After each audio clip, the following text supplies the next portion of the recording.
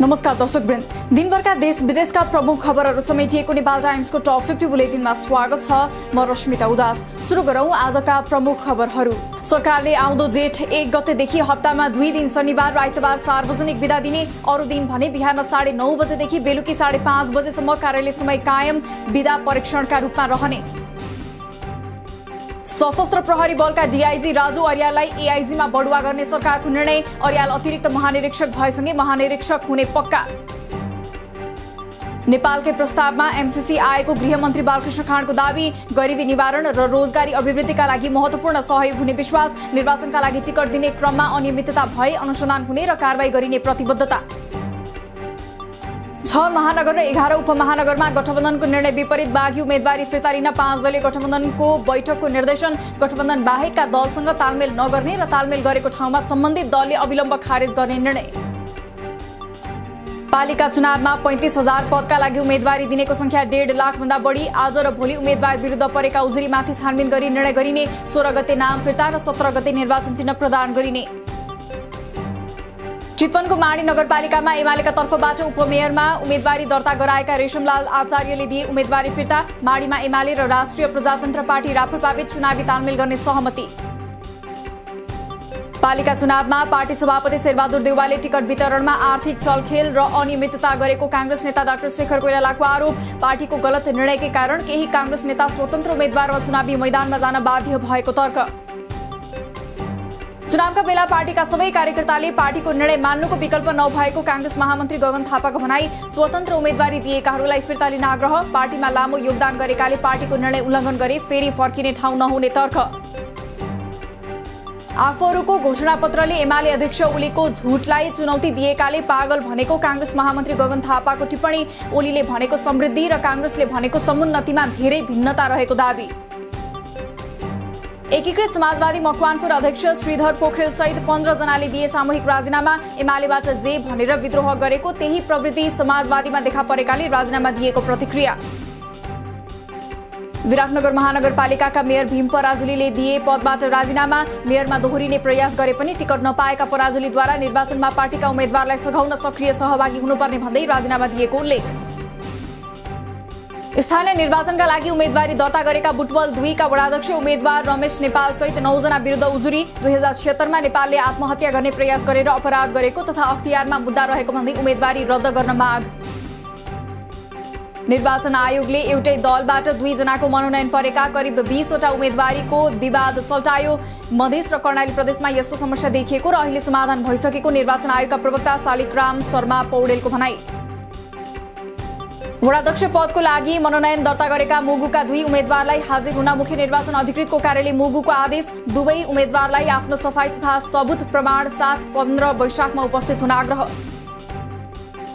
शहरी विकास मन्त्री रामकुमारी झाँक्रीलाई निर्वाचन आयोगले सोध्यो स्पष्टीकरण। निर्वाचन आचार संहिता लागू भएपछि मन्त्री झाँक्रीले अमेरिका भ्रमण गरेको विषयमा स्पष्टीकरण माग। जवाफ चित्त बुझ्दो नभए आयोगले बोलाएर स्पष्टीकरण सोध्न सक्ने।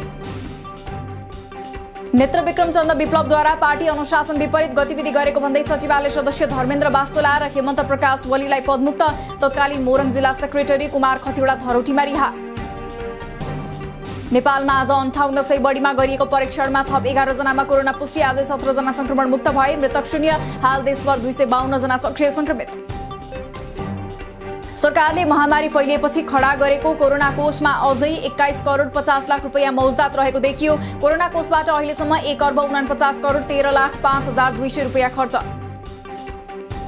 छिमेकी देश भारतमा कोरोना संक्रमण फेरि बढ्न थालेकाले सावधानी अपनाउन सरकारको आग्रह। भारतबाट गाउँघर फर्किनेहरू कम्तीमा पनि 1 हप्ता निगरानीमा बस्नुपर्ने। खोप लगाउन छुटेको भए खोप लगाउन सुझाव। त्रिभुवन अन्तर्राष्ट्रिय विमानस्थलमा हवाई चाप व्यवस्थापन गर्न आन्तरिक उडानतर्फ उडान समयावधि बढाएर 18 घण्टा पुर्याइयो। बिहीबारदेखि तराईका 6 क्षेत्रीय विमानस्थलबाट 18 घण्टा उडान हुने। काठमाडौँको शिवपुरी राष्ट्रिय निकुञ्जको तारे भीर जंगल क्षेत्रमा हिजोदेखि लागेको डढेलो अझै नियन्त्रणमा आउन सकेन। हेलिकप्टर मार्फत पानी खन्याए पनि आगो अझै नियन्त्रण बाहिर। बुटवलमा लाखौं रुपैयाँको 2 किलो सुनका तयारी गरगहना, 23 तोला काँचो सुन र नगद 5 लाख चोरी। गैराती पसल फोडेर चोरी भएको र चोरी गर्ने सीसीटीभी फुटेजमा स्पष्ट देखिएकोले चोरी योजनाबद्ध नै भएको प्रहरीको भनाई। पर्सामा belt and road initiative BRI सम्झौता राष्ट्रघाती भएको भन्दै खारेजीको माग गर्दै राष्ट्रिय एकता अभियानको विरोध प्रदर्शन। चीन विरुद्ध नारा लगाउँदै चिनिया राष्ट्रपति सी जिनपिङको तस्बिर जलाइयो। सौर्यमण्डलका 4वटा ग्रह आकाशमा एकैसाथ देखिन थाले। नेपालबाट खाली आँखाले नै यी 4 ग्रहलाई देख्न सकिने। अझै केही दिनसम्म यी लामबद्ध ग्रहलाई बिहान 3-4 बजेतिर देख्न सकिने। तराई क्षेत्रमा गर्मीसँगै तातो हावा चल्न थालेकाले सकेसम्म दिउँसोको समयमा घर बाहिर ननिस्कन र खेतबारीको काम बिहान बेलुका मात्रै गर्न आग्रह। पहाडी क्षेत्रका केही ठाउँमा मौसम आंशिकदेखि सामान्य बदली। युनाइटेड अरब इमिरेट्स UAE का राजकुमार मोहम्मद बिन जायद अल नहानद्वारा दुबईको कारागारमा रहेका नेपाली पत्रकार उमाकान्त पाण्डेको सजाय माफ। सामाजिक सञ्जालमा जथाभावी लेखेको भन्दै पक्राउ परेका पाण्डे छिटै रिहा हुने दूतावासको भनाई। सरकारले दक्षिण पूर्वी युरोपको भूपरिवेष्टित राष्ट्र र उच्च मध्यम आय भएको देश सर्बियामा पनि वैदेशिक रोजगारी खुला गर्यो। अब मेन पावर कम्पनीहरूले नै सर्बियामा श्रमिक पठाउन पाउने। आगामी आर्थिक वर्ष 79-80 का लागि श्रम मन्त्रालयले 9 अर्ब 6 करोड 23 लाख रुपैयाँ बराबरको बजेट सिलिङ पायो। सबैभन्दा बढी 7 अर्ब 53 करोड 56 लाख प्रधानमन्त्री रोजगार कार्यक्रमका लागि छुट्याइयो। निर्माण सामग्रीहरूमा अप्रत्याशित रूपमा मूल्य वृद्धि भएको भन्दै इलामका निर्माण व्यवसायीहरू आन्दोलित। निर्माणको काम अगाडि बढाउन सरकारले अविलम्ब मूल्य वृद्धि निर्देशिका भाग 2 ल्याउनु पर्नेमा जोड। नेपालमा 16,917 हेक्टर जमिनमा चिया खेती गरिएको तथ्याङ्क सार्वजनिक। 16,000 बढी कृषक र 60,000 बढी श्रमिकहरू संलग्न। पछिल्लो वर्षमा चिया निर्यात गरेर दोब्बर विदेशी मुद्रा भित्राउन सफल भएको बोर्डको दावी।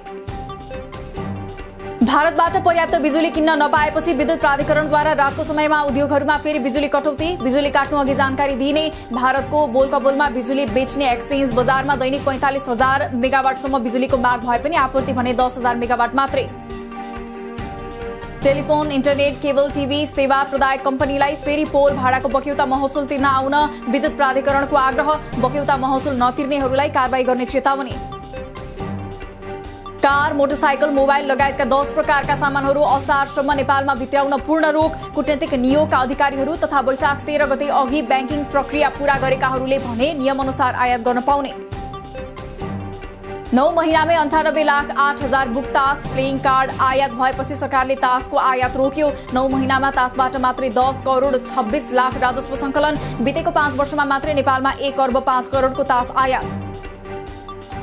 मर्जर तोडेको भन्दै राष्ट्र ब्याङ्कले हिमालयन ब्याङ्क र नेपाल इन्भेस्टमेन्ट ब्याङ्कलाई गर्यो कारबाही। दुवैलाई पुनः अर्को संस्थासँग मर्जरमा जान निर्देशन। निर्देशनपछि हिमालयन ब्याङ्कले मर्जरका लागि छलफल अघि बढायो। डिजिटल करेन्सी यात्रातर्फ मुलुक अघि बढेको राष्ट्र ब्याङ्कका डेपुटी गभर्नर बम बहादुर मिश्रको भनाई। अर्थतन्त्र बाह्य क्षेत्रको कारण दबावमा परेको दावी। कसिलो नीतिहरू अवस्था सहज भएपछि लचिलो हुने आश्वासन। राष्ट्र ब्याङ्कबाट गोप्य सूचनाहरू ब्याङ्कका एक सञ्चालकले अर्थ मन्त्रालयबाट बाहिर चुहाएको राष्ट्र ब्याङ्क कर्मचारी सङ्घको आरोप। अति गोप्य सूचना पत्रकारलाई दिएको भन्दै आक्रोश व्यक्त। गभर्नर अधिकारीलाई कपोकल्पित आरोप लगाएर निलम्बन गरिएको तर्क। साताको चौथो दिन आज बुधबार बजारमा सुनचाँदीको मूल्य घट्यो। आज सुन प्रति तोला 300 ले घटेर 79,000 रुपैयाँमा कारोबार हुँदा चाँदीको मूल्य पनि 10 रुपैयाँले घटेर 1,340 रुपैयाँमा किनबेच। आज दिनभर नै घटबढ भइरहेको नेप्से बन्द हुने बेलामा 5.17 अङ्कले बढेर 2,376.17 बिन्दुमा पुग्यो। आज 1 अर्ब 8 करोडको सेयर खरिद बिक्री। आउँदो शनिबारदेखि कीर्तिपुरमा जिम्बाब्वेको ए टोलीसँग हुने 3 एकदिवसीय र 3 T20 श्रृङ्खलाका लागि नेपाली राष्ट्रिय क्रिकेट टोलीले आज बुधबारदेखि प्रशिक्षण थाल्यो। पहिलो दिन आज ब्याटिङ पक्षलाई ध्यान दिँदै प्रशिक्षण। आइसिसी पुरुष क्रिकेट विश्वकप लिग 2 अन्तर्गत नेपालले अमेरिकामा खेल्ने त्रिदेशीय श्रृङ्खलाको तालिका सार्वजनिक। नेपाल, अमेरिका र ओमान बीच हुने श्रृङ्खला आउँदो जुनमा हुने। नेपालले पहिलो खेल जुन 9 मा ओमानसँग खेल्ने। UEFA च्याम्पियन्स लिगको दोस्रो सेमिफाइनलमा आज बुधबार लिभरपुल र विलारियल खेल्दै। गैरातीको पहिलो सेमिफाइनलको पहिलो लेगमा म्यान्चेस्टर सिटीले रियल म्याड्रिडलाई 4-3 गोलले हरायो। भारतको तमिलनाडुमा रथ यात्राका क्रममा हाई भोल्टेजको तारमा ठोकिएर करेन्ट लाग्दा 11 जनाको मृत्यु, 15 जना घाइते। ज्यान गुमाएका परिवारलाई 5-5 लाख दिने तमिलनाडु सरकारको घोषणा। जलवायुमा भइरहेको तीव्र परिवर्तनका कारण सन् 2030 सम्ममा वार्षिक 560 विपदका घटना झेल्नुपर्ने राष्ट्रसङ्घको चेतावनी। सन् 2015 देखि यता पृथ्वीले वार्षिक 400 विपदको सामना गरिरहेको दावी। आफ्नो युक्रेन नीतिमा जर्मनीको महत्वपूर्ण बदलावको संकेत। रुस र युक्रेन बीचको युद्धमा यसअघि सीधा प्रवेश नगरेको जर्मनीले अब युक्रेनलाई 50 वटा विमान भेदी सैनिक ट्याङ्कहरू उपलब्ध गराउने। जर्मनीको कदमको अमेरिकाद्वारा स्वागत। रुस विरुद्धको युद्धमा युक्रेनलाई सहयोग गर्न विश्व समुदायसँग बेलायतको अपील। युक्रेनलाई दीर्घकालीन सहयोग स्वरूप लडाकु जेटहरू उपलब्ध गराउनुपर्ने बेलायतको धारणा। रुसले पोल्यान्ड र बुल्गेरियामा ग्यास आपूर्ति बन्द गर्ने। भारतले 12 वर्ष मुनिका बालबालिकाका लागि बनाइएको खोपलाई मान्यता दियो। हालै आपतकालीन प्रयोगका लागि मात्रै खोप लगाइने। 5 देखि 12 वर्षका बालबालिकाका लागि कोर्बेभ्याक्स र 12 वर्ष माथिकाका लागि जाइडसको खोप लगाउन पनि स्वीकृति। प्रजातन्त्रवादी पूर्व नेत्री आङ सान सुचीलाई म्यानमारको एक अदालतद्वारा भ्रष्टाचारमा दोषी ठहर। सुचीलाई भ्रष्टाचार सम्बन्धी दायर गरिएको 11 मुद्दामध्ये पहिलो मुद्दामा दोषी ठहर गर्दै 5 वर्षको जेल सजाय। सुचीका वकिलहरूलाई पत्रकारसँग बोल्न निषेध। श्रीलङ्कालाई आफ्नो मौद्रिक नीति कडा बनाउन, कर बढाउन र ऋण सङ्कट हटाउन लचिलो विनिमय दर अपनाउन अन्तर्राष्ट्रिय मुद्रा कोष IMF को आग्रह। कुनै पनि IMF प्याकेजको महत्व र श्रीलङ्कासँग सम्झौता गर्ने बारे भने मौन। र लागोषध हेरोइन तस्करी गरेको आरोपमा 13 वर्षदेखि जेलमा रहेका एक मलेसियन नागरिकलाई सिङ्गापुरले दियो मृत्युदण्डको सजाय। धर्मालिङ्गमको बौद्धिक क्षमता कमजोर भएको भन्दै मृत्युदण्ड नदिन दर्जनौं निवेदन दिए पनि अदालतद्वारा खारिज। दिनभरका देश विदेशका प्रमुख खबरहरू समेटिएको नेपाल टाइम्सको टप 50 बुलेटिन अहिलेलाई सकियो। हामी भोलि फेरि टप 50 समाचारका साथ उपस्थित हुने नै छौं। नेपाल टाइम्सको युट्युब च्यानल सब्स्क्राइब गरिदिनु भएकोमा र फेसबुक पेज लाइक गरिदिनु भएकोमा धन्यवाद। ताजा खबरहरू नेपाल टाइम्सको अनलाइन पोर्टल www.nepaltimes.net मा पनि गएर हेर्न सक्नुहुनेछ। नेपाल टाइम्स हेर्दै गर्नुहोला। नमस्कार।